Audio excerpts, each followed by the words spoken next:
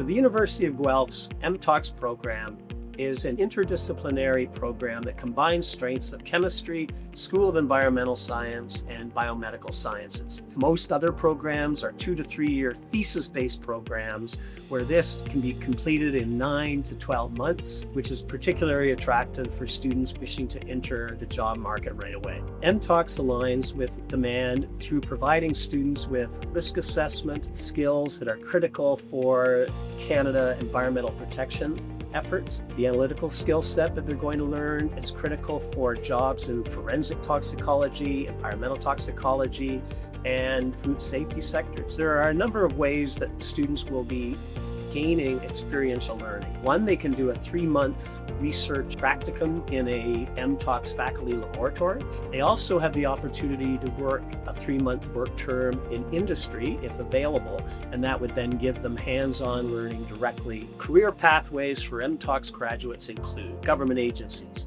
Health Canada, Environment Canada, public policy, etc. That's a big area for these graduates. Industry.